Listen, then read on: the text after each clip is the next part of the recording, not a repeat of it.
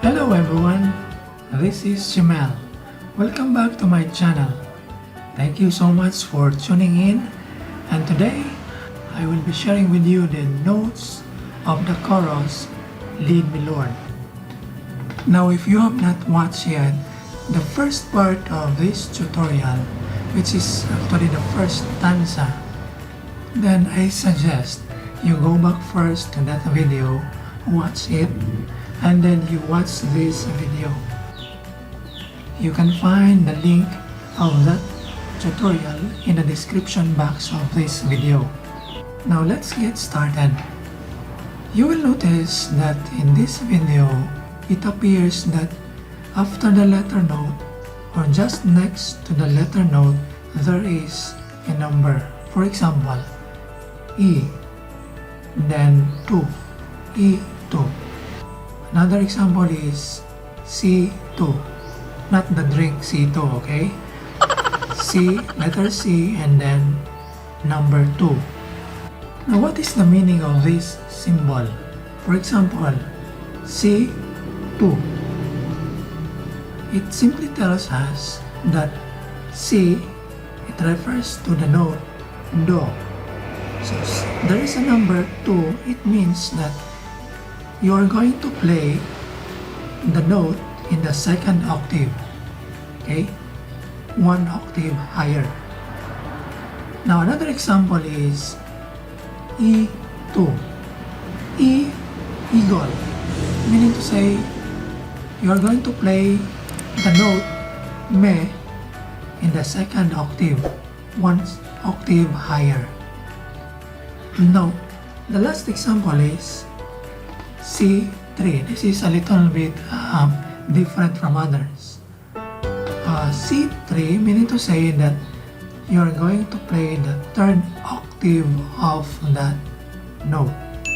Now all of these are found in the music sheet that I will be presenting to you. Now let me introduce to you the first chorus of the song.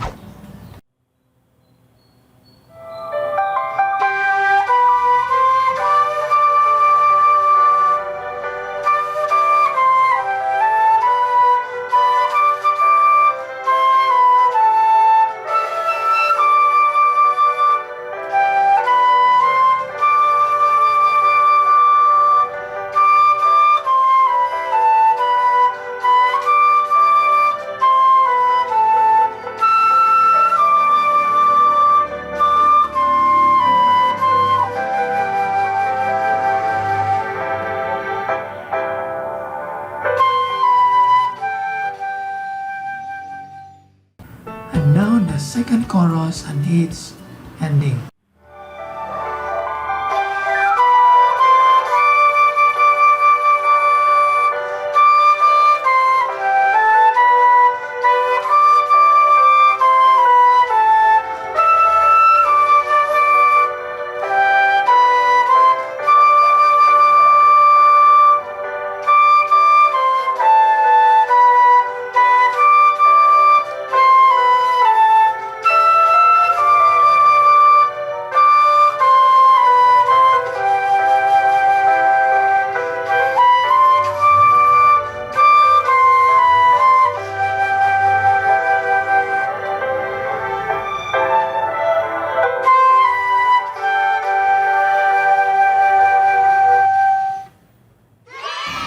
Okay, that's the song Lead Me Lord. I hope you enjoy this tutorial, and if you like this presentation, please hit the subscribe as well as the like button and also the notification bell, and choose that word all so that every single video I have uploaded you will be notified. Thank you so much. Bye.